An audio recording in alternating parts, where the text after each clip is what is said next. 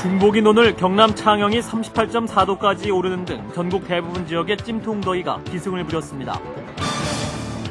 미국 정부가 독도 표기를 원상 회복하는 것은 불가능하다는 입장을 밝혀 이중적 태도라는 비판이 일고 있습니다. 검찰은 MBC PD수첩 제작진이 광우병 위험을 왜곡 보도했다고 결론지었습니다. LA갈비 등 미국산 뼈 있는 쇠고기에 대한 검역이 시작됐습니다. 이르면 이번 주말쯤 시중에 유통될 것으로 전망됩니다. 이상은 이 시간 주요 뉴스입니다.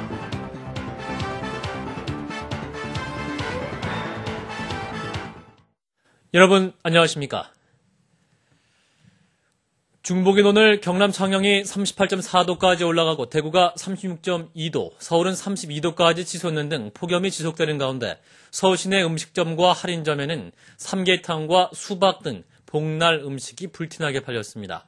중복날 표정 윤홍근 기자가 취재했습니다.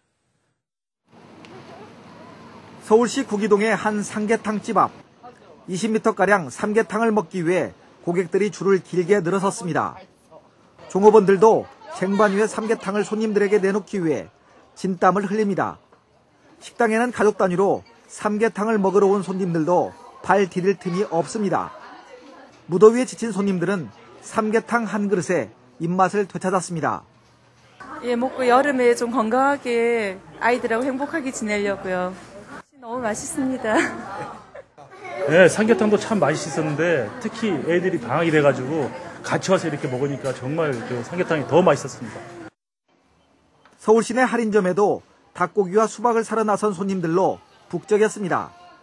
과일 매장 코너에는 주부들이 조각난 수박을 한 입 먹어보고 수박을 구매하는 발길이 이어졌습니다. 네, 식구 단위로 많이 나오셔갖고 많이들 구매하시고요. 시식도 많이 하고 가십니다. 네. 보양식을 먹은 직장인들은 점심시간을 이용해 청계천을 찾아 무더위를 식혔습니다. 시원한 물에 발을 담그거나 청계천 도로를 거닐며 잠시나마 더위를 식혀봅니다. 서울광장 분수대에는 푹푹 찌는 더위에 지친 어린아이들이 시원하게 쏟아지는 분수를 맞으며 더위를 피했습니다.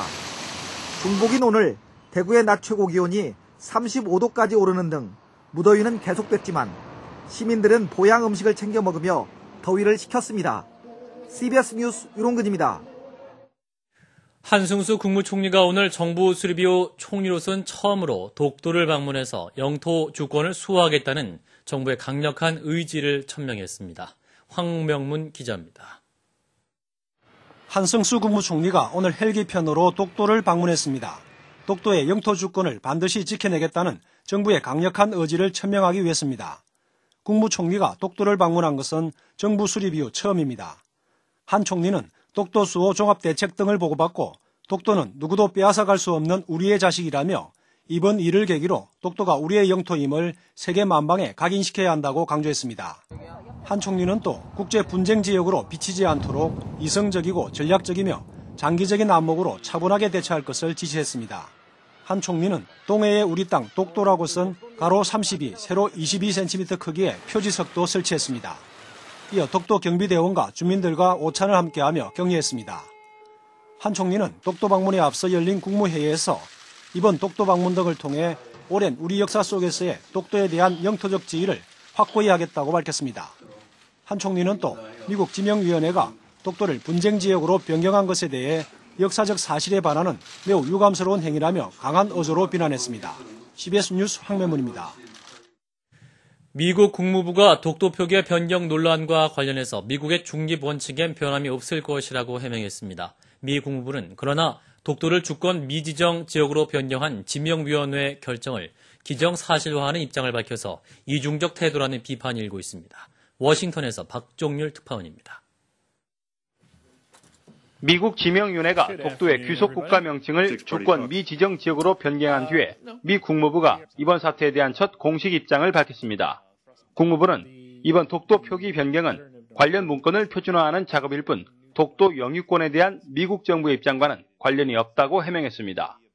국무부는 또 한일 양국 간 영유권 분쟁이 빚어지고 있는 독도 문제에 대해서 미국은 중립 원칙을 지켜왔고 또 그 같은 원칙에 변화도 없을 것이라고 강조했습니다. 곤잘로 갈레고스 국무부 부대변인은 독도 영유권은 한국과 일본이 평화적으로 해결할 문제라면서 양국이 합의를 도출해낸다면 어떤 결과라도 미국은 환영할 것이라고 덧붙였습니다.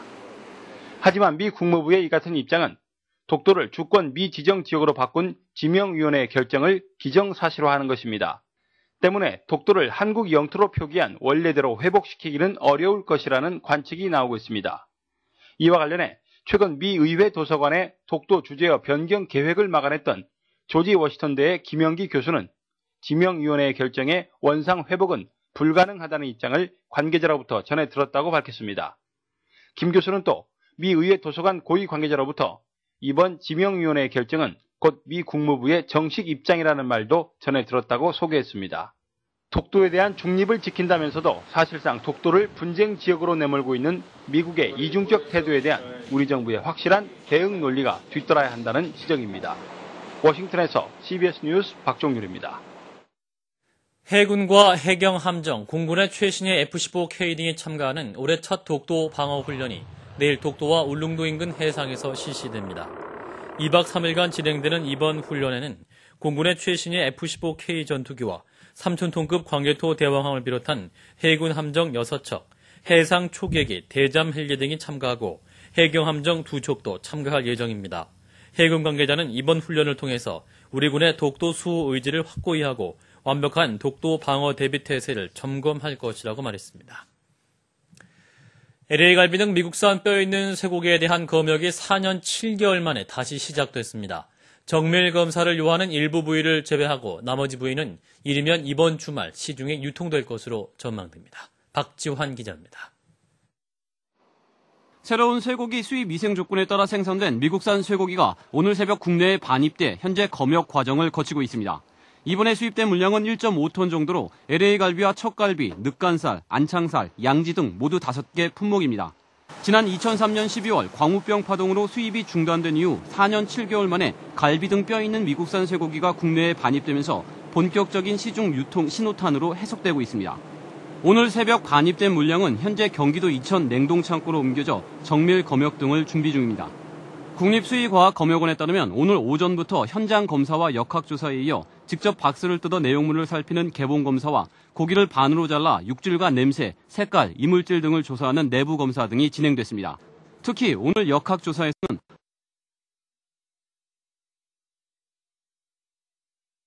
수출위생증명서 문구 여부가 관심의 대상이었지만 모두 명기된 것으로 확인됐습니다. 국내 시판용으로 수입된 이번 물량이 반응이 좋으면 화주인 네르프 측은 배를 통해 추가로 미국산 쇠고기를 수입한다는 방침입니다. 이번 수입 물량 가운데 안창살 등은 최소 18일 정도 정밀 검사가 필요하지만 나머지 갈비류는 검역 기간이 사흘 내외로 예상돼 이르면 이번 주말 시중에 유통될 전망입니다. CBS 뉴스 박지환입니다. 미 쇠고기 국정조사 특위가 증인 채택 문제로 무산 위기를 맞고 있고 공기업 대책 특위도 공전을 계속하고 있는 가운데 가축전염병 예방법 특위도 정부의 자료 제출 문제로 파행돼 이달 말까지 예정됐던 국회 원구성도 물 건너갈 위기에 처했습니다. 가축법 개정 특위는 오늘 전체 회의에서 정부의 자료 제출 문제를 놓고 민주당 등 야당 의원들이 자료 부실을 강력 비난한 반면 한나라당은 정부에 대한 지나친 공격이라며 입씨름만 하다 회의를 다음 달 4일로 연기했습니다. 한나라당 홍준표 원내대표는 원구성 협상이 결렬될 경우 본회의 무기명 투표로 상임위원장을 선출하겠다면서 야당을 압박했습니다. 이에 대해 민주당 원혜영 원내대표는 다수의 횡포로 의회 독재를 하겠다는 발상이라며 강력 비난하는 등 여야가 첨예하게 대립하고 있습니다. 검찰이 MBC PD수첩의 미 쇠고기 광우병 관련 보도 내용을 사실상 왜곡 보도로 잠정 결론지었습니다. 서울중앙지검은 오늘 오후 중간조사 결과 발표를 통해 PD수첩의 광우병 보도는 대부분 취재 사실과 다르게 왜곡하거나 의도적으로 편집했다고 밝혔습니다. 검찰은 자체적으로 재구성한 PD수첩의 취재 원본 파일 공개를 통해 다운호소가 광우병과 직접 연관이 없는데도 번역을 의도적으로 바꾸어서 광우병 의심소로 각인시켰고 미국인 아레사 빈슨도 위절제 수술을 받은 사실과 그 후유증을 언급하지 않아 사인을 인간 광우병으로 기정사실화했다고 지적했습니다. 검찰은 또 유전자 혁만을 기준으로 한국인이 인간 광우병에 걸릴 위험이 높다고 보도한 점 등 PD수첩 제작진에 140쪽 분량의 공개 질의서를 보내고 해명을 요구했습니다. 보건의료 노사 간 교섭이 결렬됨에 따라서 노조가 오늘 오후부터 부분 파업에 들어갔습니다. 보건의료 노조는 오늘 대구 영남대 의료원에서 총파업 선언대회를 갖고 10여 개 병원을 중심으로 부분 파업에 돌입했습니다. 보건의료 노조는 그러나 노조는 파업과 교섭을 병행하면서 파업 수위를 조절하기로 해 심각한 진료 차질은 나타나지 않고 있습니다. 방송균형발전연대와 지역미디어 공공성위원회 등 시민사회단체는 오늘 오후 2시 공정거래위원회 앞에서 기자회견을 갖고 방송광고 연계 판매 폐지 반대 입장을 밝혔습니다. 이들은 광고주협회가 지난 4월 공정거래위원회에 방송광고 연계 판매를 불공정 거래 행위로 신고한 것은 민영 미디어랩을 도입하려는 수순으로 매우 불순한 의도라고 주장했습니다. 단체들은 또 광고 연계 판매는 지역방송과 종교방송, 교육방송 등의 방송 재원을 조달하는 공익적 자원 배분 방식으로 여론 다양성과 취향 매체 보호를 위한 핵심 방식이라고 강조했습니다.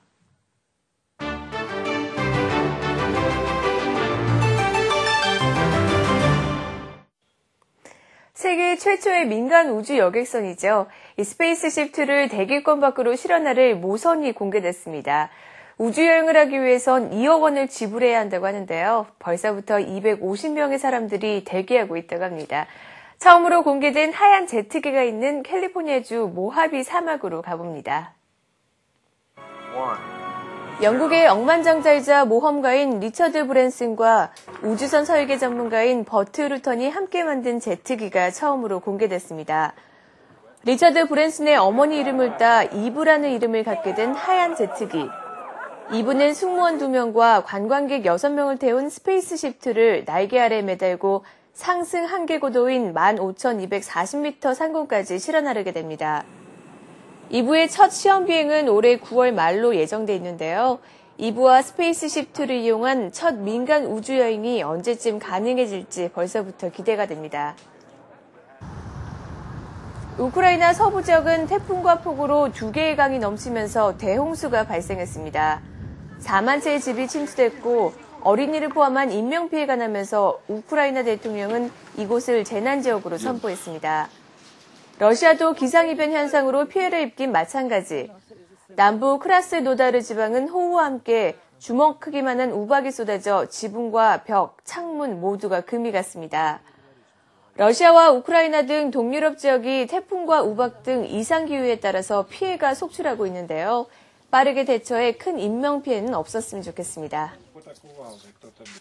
지난 주말 터키 이스탄불 도심에서 2번에 걸친 폭탄 테러가 발생했습니다. 연쇄 폭발로 17명이 목숨을 잃고 150명의 부상자가 나왔는데요.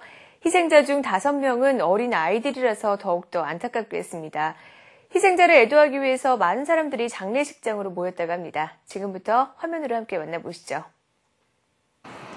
수천 명의 사람들이 테러로 무고하게 생명을 잃은 희생자를 애도하기 위해서 이스탄불 광장에 모였습니다. 강요회의를 취소하고 에르도안 터키 총리도 이스탄불에 doçak해 장례식에 참석했습니다. Terörü lanetliyorum kardeşim. 2 yaşında, 3 yaşında çocuklar. Tamam mı? Cenazeye katıldım. Yakınım falan yok ama hepsi benim yakınım. Lanetliyorum ya. Yapanları da kınıyorum. 테러리스트를 비난하며 반대 시위운동에 나선 피해자들의 유가족과 주민들. 터키 경찰은 이번 사건의 배후가 누구인지 조사 중이라고 밝혔는데요. 대형 연쇄 테러가 잇따르면서 주민들의 불안은 더욱더 커져가고 있습니다. 인도 아메다바드 등에서 지난 주말 수십 건의 연쇄 폭탄 테러가 발생했습니다. 이번 폭탄 테러로 45명이 목숨을 잃고 수백 명의 부상자들이 병원으로 옮겨져 치료를 받고 있습니다. 만모한 싱 인도 총리 외 강요 인사들도 직접 병원을 방문해 부상자들에게 위로의 말을 전합니다. 인도 무자헤딘이란 단체가 테러 발생 직전 인도 케이블 방송에 보낸 이메일, 알라의 이름으로 다시 공격에 나설 거라는 협박의 내용이 담겨 있는데요. 종교적 갈등으로 테러가 잦았던 인도의 아마다바드 지역에서 전역으로 테러가 확산될 거라는 우려가 나오고 있습니다. 지금까지 박주연이었습니다.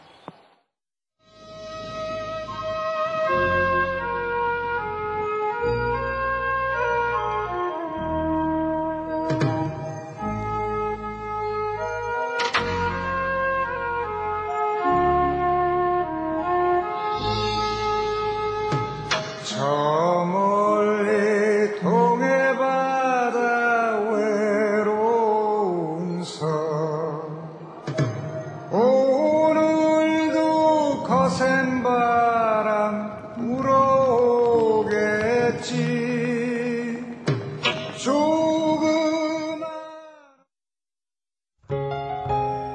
낮습니다. 내일은 전국에 구름이 많겠습니다. 서울, 경기도는 아침이나 오전 한때 비가 오겠고 그 밖의 지방은 오후 한때 비가 내리겠습니다.